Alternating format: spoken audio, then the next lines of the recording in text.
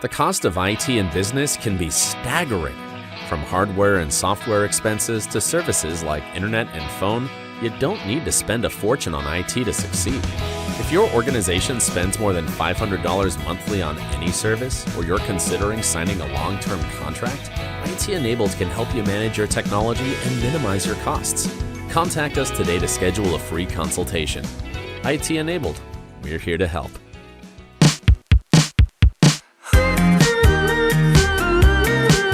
Hi, I'm Tara Watson-Watkins, President and CEO of the Lufkin Angelina County Chamber of Commerce. Welcome to the Connect podcast, connecting business to the community. I am joined today by my great co-host, Blake Pollino with BP Media Group. So this week we have an old friend back on the podcast.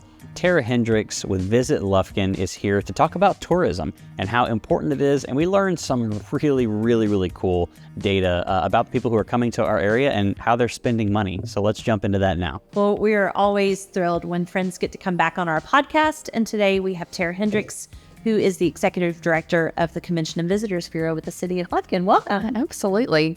It's good to be back. Yeah, glad to have you. You've been on several times, I think. Yeah, a few. Depending on if we're talking about tourism or events. Right. Or the chamber. Yeah, absolutely. Yeah, lots of roles. Lots of roles. Well, welcome back. Glad to have you. Why don't you, for the listeners that are just joining us for the first time, give a little bit of your background history, and then we'll talk about the CBB. Absolutely. So I grew up here in the Lufkin area, went to SFA. I have a degree in hospitality administration.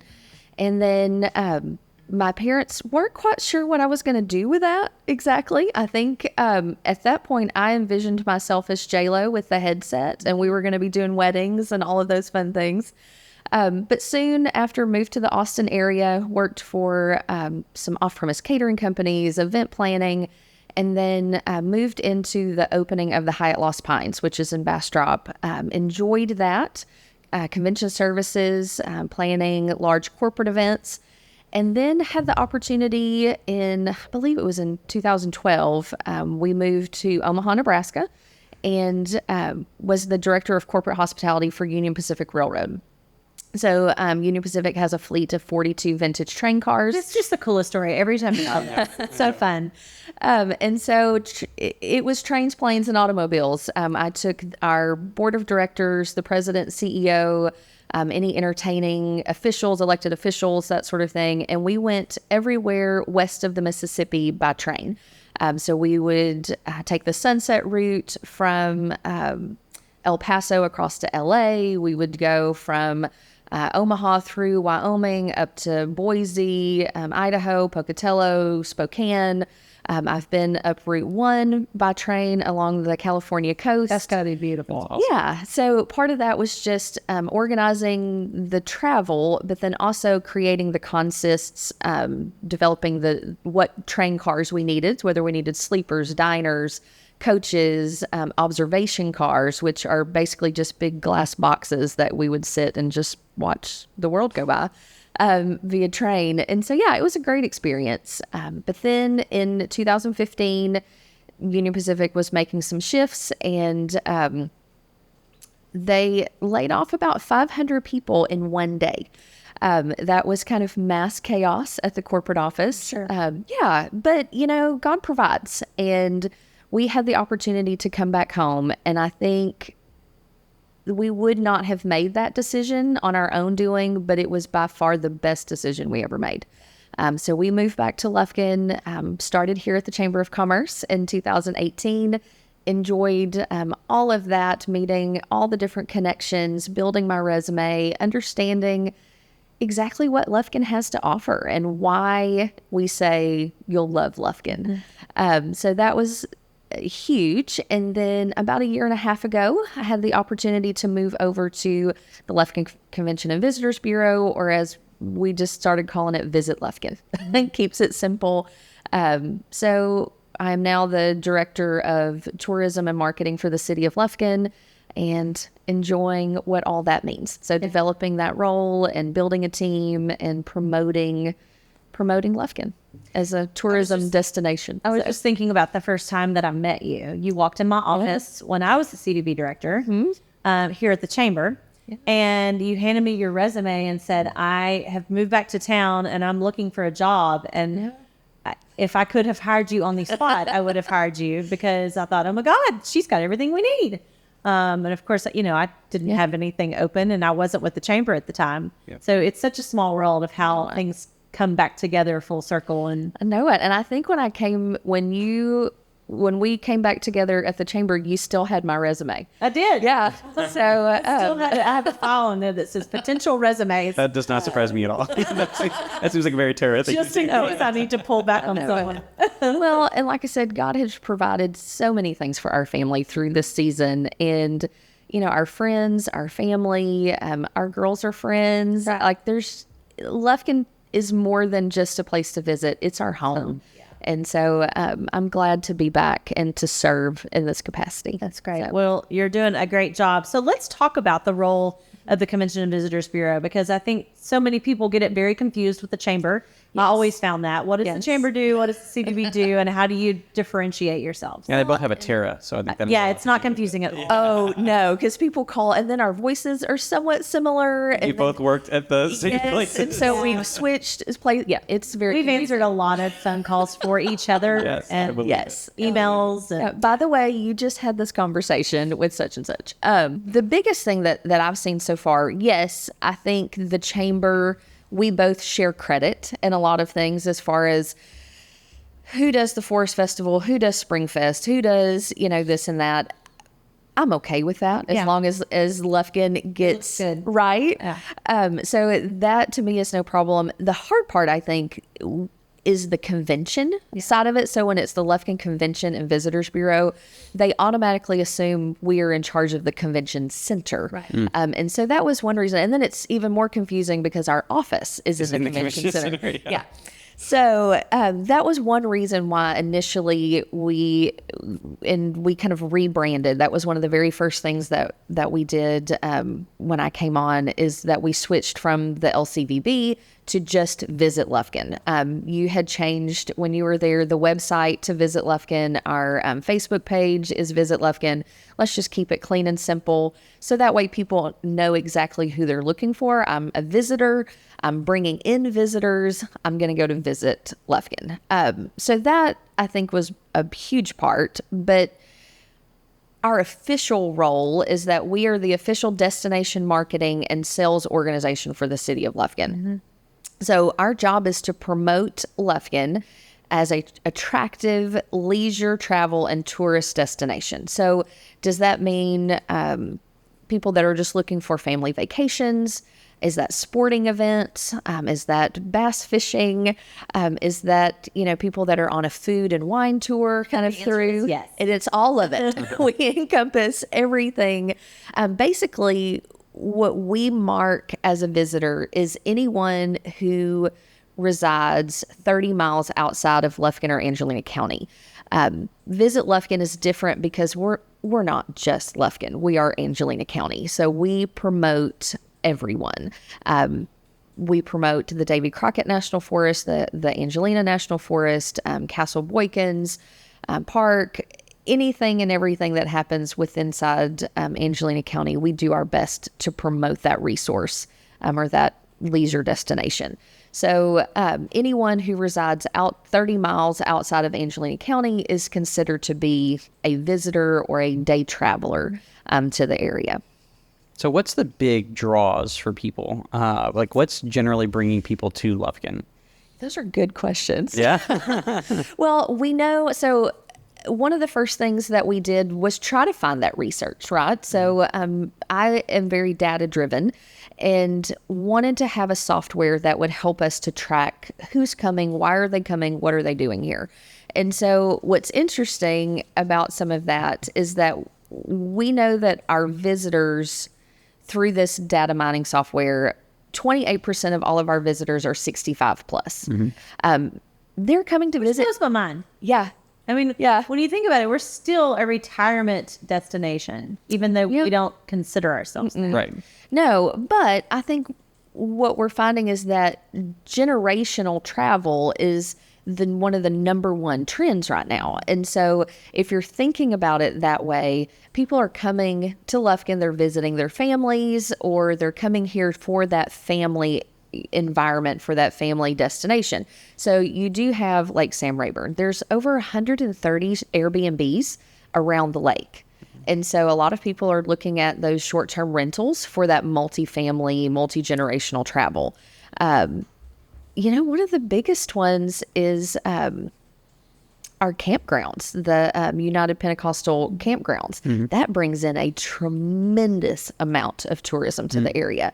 It fills our hotels. There's the whole kind of bank of hotels there by the campground facilities. So that is a huge driver for that. Sporting is a big one. Our Expo Center, they are, is it Region 5 or Region 5? Region 5 rodeos. A lot of those happen at our exposition center.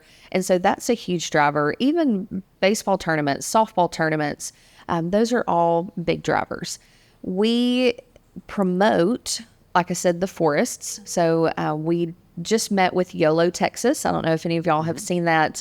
They're a company out of the San Antonio area, but they do have a television show similar to The Day Tripper or Texas Country Reporter. And they air, and I believe it's 38 different stations, 28 different cities, and it's kind of that I-35 corridor. But they had only come to East Texas one time. And so we have brought them in, have a year, kind of a 4-season contract.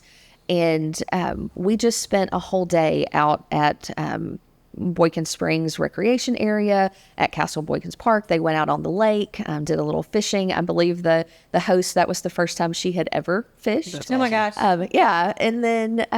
go big or go home. Might as well start with Lake Sam Rayburn. Right. So those natural resources, the trails, birding, hiking, all of that, is meets that multi-generational family trend that's going on right now. And I don't think there's a lot of people that realize all of the hiking, paddling, horseback, all of those trails are available on your website. Yeah, absolutely. So visit Lufkin.com. If you can go to explore, and it lists all the different, things that you can do with your family. There's even some trails that we focused on in an article for that takes you from Toledo Bend, and you can hike from Toledo Bend all the way kind of through the woods. And it's a long hike. It's like 25 miles or more. Yeah, that's that amount. That's cool. I'm out. Yeah. So there are some what we would consider to be adventure travel destinations. I think a big part of it that we've not considered before when we talk about regionalism, the Hill Country has done an excellent job of developing that hub and spoke model. So when you think of towns, I have a mentor that's from the CVB in Bernie, and Bernie 10, 15 years ago was just kind of a pit stop on the way to Fredericksburg or whatever. Now it's a destination. They've created the Hill Country Mile there in downtown Bernie, and they've really developed that hub and spoke model. And we need to be thinking about that. Yeah. For people coming to Lufkin, but they spoke out to Crockett for their live music scene. Crockett has a budding live music scene. I don't know if y'all have looked into that, but it's really neat what's happening in their revitalization of their downtown. Into Nacogdoches and, go for the antique shopping, the sale on the trail, but really kind of thinking of Lufkin as your home and then spoking out to those day trips for that, again, that kind of regional travel. So that's something that we're definitely, looking into partnering with. We just spoke at a travel conference at SFA. And so SFA has their hospitality department, but when I was there, it was mainly hotel restaurant. And so, but now they actually have a whole tourism division. And so when you get your degree in hospitality, you spend time focusing on tourism. And so they've started hosting conferences each year, bringing in, they brought in the Texas Film Commission, they've brought in the Texas Travel Alliance. So you're getting statewide resources for those local travel CVBs and that sort of thing. So you were asking about who travels. You've got to, and you're very data driven. So you have this new software. Let's talk about this because it just freaks me out. I love it. Every time I hear about it, it's amazing. You know, we are using a company called Zardico. I think they're fabulous. They're very event focused. And so it takes a look at who comes to specific events and specific regions. And we've divided our city up into different areas or different regions. There's other software that we're also looking at that's going to be a bit more economic development driven.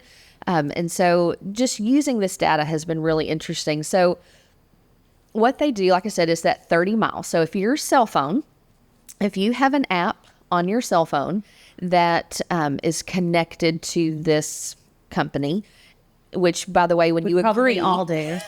when you open Target app, when If you you have, open, if you have an app that is selling your data, excuse me, if you have an app that's selling your data, you agreed to it. It's on there.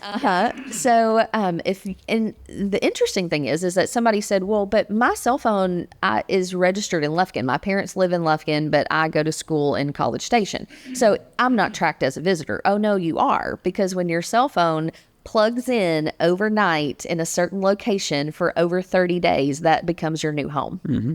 So anyone who lives within 30 miles outside of Angelina County, if they come into our county, they go to one of our 250 points of interest, gas stations, restaurants, whatever we've outlined, attractions, and they stay within the city for 2 hours.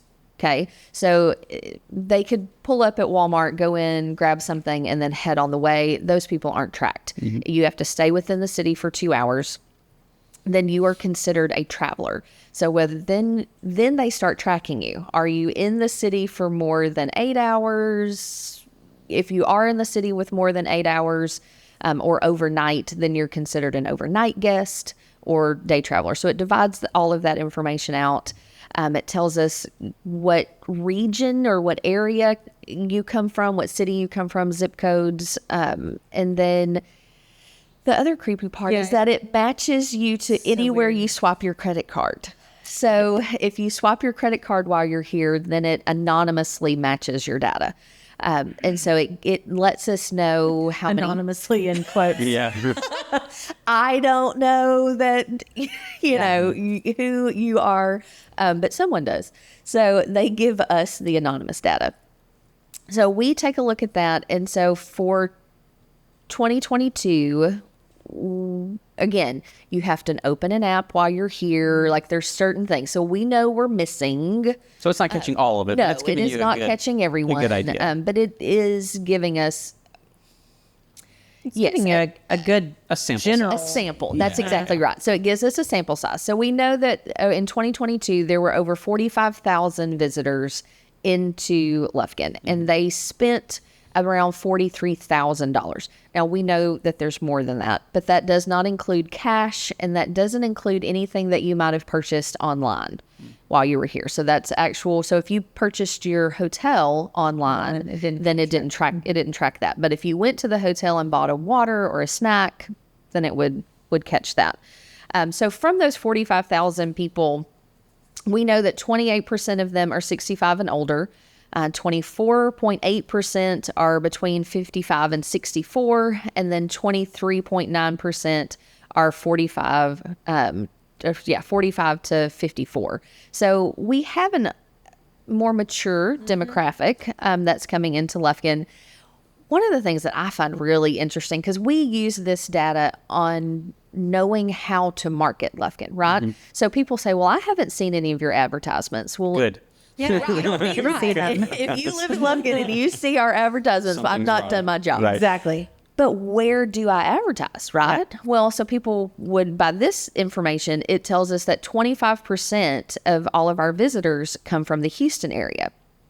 25% Houston, Tyler Longview, 13%, Dallas-Fort Worth, 11%. Shreveport is 5%, okay, 5.9%. What I think is really interesting when I want to know where to advertise digitally or print or even Facebook, social media, I need to look at the spend. So what I found was interesting is that even though Shreveport only makes up 5.9% of our visitors, they total 26% of the total spend here. So we are their destination. We're not their pass-through. They didn't just come to visit grandma. They are coming to Lufkin. And so actually it's kind of from Shreveport to Beaumont is that whole region. Right along the edge of Louisiana, we are their destination. If they want to go to an Olive Garden, we're it. If they want to go to an academy or to whatever, we're kind of it. So Houston only makes up, I think, about 14%. So even though they have a much larger percentage of people who visit, they don't necessarily spend the most. And so if tourism is about economic development, then we want to start bringing in and capturing more of that Shreveport to Beaumont demographic, because they spend on average $203 per person while they're here. Wow. Interesting. Per day. Wow. Yeah. So there's a lot of different things that we look at that go into this. What do they spend money on? Well, you would think, because, Lufkin, we have a restaurant on every corner. 48% is spent on food. I would have said restaurant, but it's not. It's grocery stores and supermarkets. Interesting. Yeah. So I know. But if you think about it, there's 130 short-term rentals around Lake Sam Rayburn. And then we know that they're staying out there. Yeah. There's over 34 short-term rentals that we know of in the city of Lufkin. Yeah. Plus, that doesn't mean people that doesn't necessarily mean that they rented somewhere. These overnight guests could be truck drivers staying in the cab of their truck. It could be people staying at one of the local hospitals. It could be folks visiting grandma and grandpa, right? So they're going to the grocery store, they're picking up their items, and then they're cooking at home. It's my kind of trip. Right. Yeah. Yeah. So gas stations make up about 24%, and then retail makes up 14.8% of all spending. But what type of retail? We get asked this quite a bit, especially looking at the downtown, right? So we do focus in on our downtown as a destination for our visitors. The downtown is revitalizing and is a phenomenal place to hang out and spend time with your family. But if I wanted to open a new boutique or a new store in the downtown, what would I focus on? So 30% of all visitor spending is at a sporting goods store. It's Academy. It's gotta be. That's nuts. Yeah. Right? So if I were to open a boutique downtown, I would want to open up a high-end sporting goods store, a Patagonia, Interesting. I mean, most of us have been to the Fredericksburg area or to these different places. There's 4 and 5 of those high-end sporting goods. And I whether love it's to walk hunting, around fishing. looking there. Yes, absolutely. Handmade lures, custom, leather gun straps, and, all those different things. You could Let's do it. Let's do it. So it is spinning. Terra high-end sporting goods. Right. TNT high-end sporting goods. Sporting goods. But again, if we know that a large percentage of our visitors, so we know also what part of Lufkin that they're going to, right, that our visitors are going to. So 73.4% of all visitors visit South Lufkin. Right. So South Lufkin in my map for data tracking is kind of the lower part of the loop. So South Loop Crossing, all the way over to College Drive, all the way over to 58, and then south. So that is South Lufkin. But that's where most of our hotels and our restaurants and our academy are located. But we do know that 9% of our visitors go into downtown. Now, they could be in South Lufkin and downtown, but we know they're visiting those places. We know that about 13 to 15% of all of our visitors go out to Castle Boykins. So we mark that as our location for the lake. So if people are coming to the lake, we know that their wives are probably going into downtown and they're spending time at a high-end sporting good or at a sporting goods store.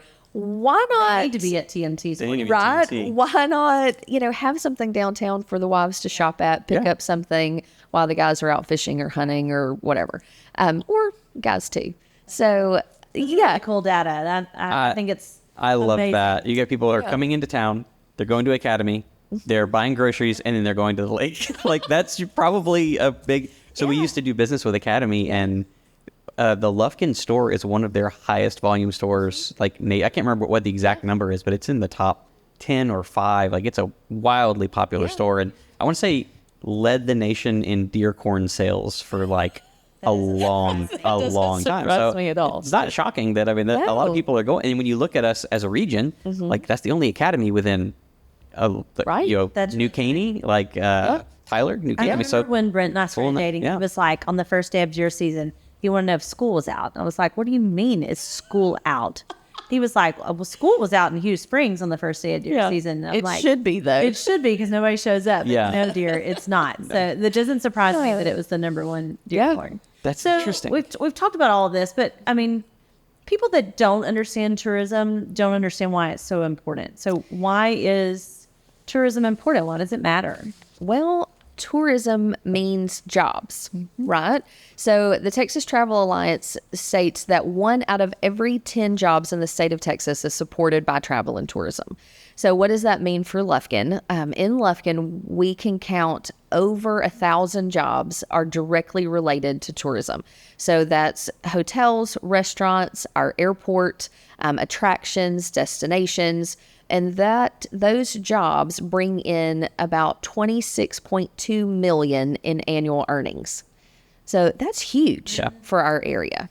So that's I think the biggest thing as far as personally why tourism matters, is because this is my friends and family. This is their jobs. This is their livelihood. Yeah. So that's one of the big key roles as to why tourism matters. The other part would be that economic development. Tourists spend, so this comes from this data, I didn't just make it up. You can actually go and look at it. So the Texas Travel Alliance, along with the governor's office, so Travel Texas, they put out numbers every year. And so they do all the research. So the Office of the Governor, Economic Development, they put together this research. So it just posted about a week or so ago. So for 2022, we know that tourists spent about $113.2 million in Lufkin, Texas. Wow. That's awesome. Huge. Yeah. It added $8.4 million in local tax receipts. So those local tax receipts go back into things like school districts, housing. It also police force, safety, all those sorts of things. So those local tax receipts, the state, or the state divides that up, and then those fund different efforts. So, from a statewide, from a local perspective, tourism provides a lot for our city. It provides jobs. It provides discounts, or not discounts, but less on your taxes. So it's kind of a big Very deal. important. $8.4 million less on your taxes. That's $8.4 million that our city has that we didn't have to give, and we get to reap, and we get to reap the benefits of that with better roads and schools. And They all gave, that. It's crazy important. I'll probably butcher it, but it's somewhere between $500 and $800 it saves each household annually for the state. So it's somewhere between $500 and $800 that tourism tax receipts save each Texas family household. Amazing. Wow. Yeah. Bring on the tourism. Open the Six Flags, whatever we need. Let's do it. Exactly right. The TNT. Yeah, absolutely. So that is awesome. I love data like this. It's super cool. And if you're a business owner, or you work for a business here in Lufkin, you should check into this data. I mean, that can give you some really interesting insights to who is coming to town and who may be your target demographic and your target customer. That's right. I got a call the other day. I need to call you back, Sheriff.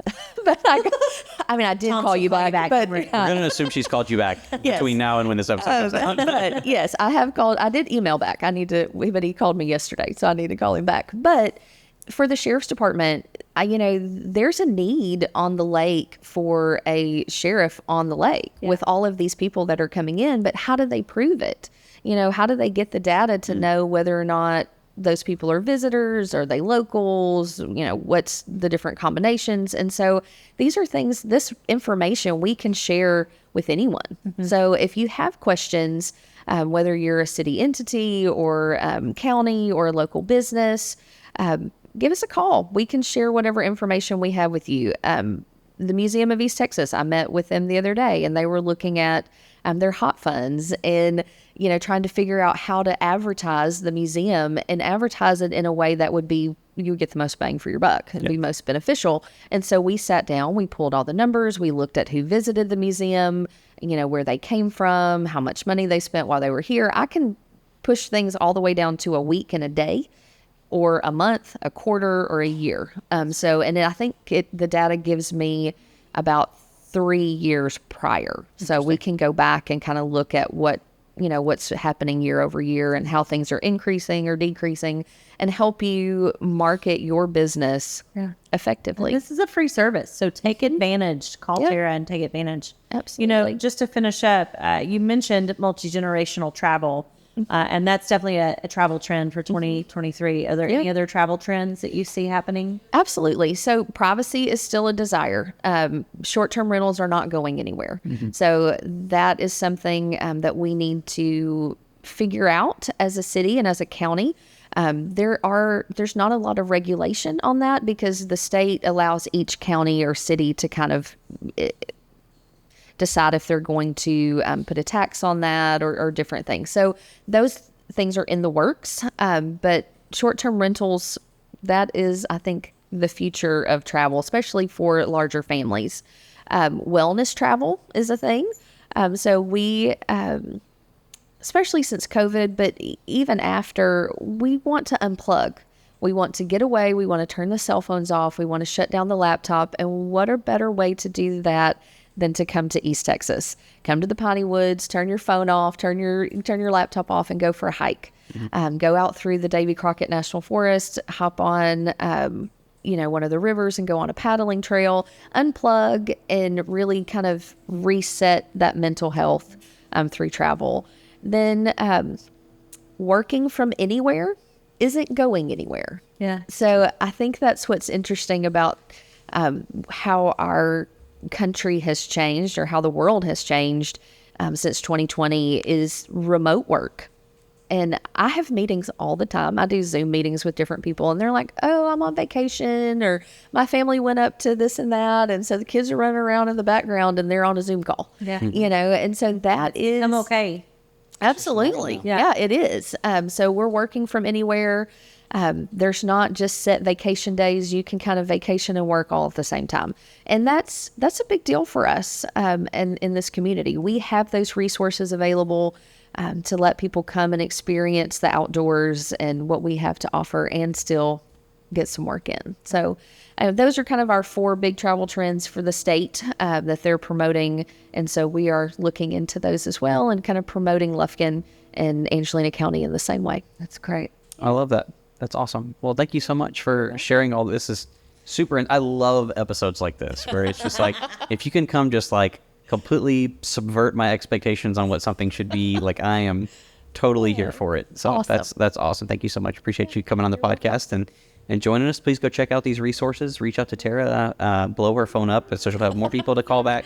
But make sure you look into this, and it's awesome resources to help our community grow and bring in some more of that free tax money for all of us citizens here. Absolutely. So thank you so much for listening to the podcast. Again, this week, we truly appreciate your support. Make sure you subscribe wherever you're listening so you'll get a notification every time we drop a new episode every Monday. Thank you so much, and we'll see you next week.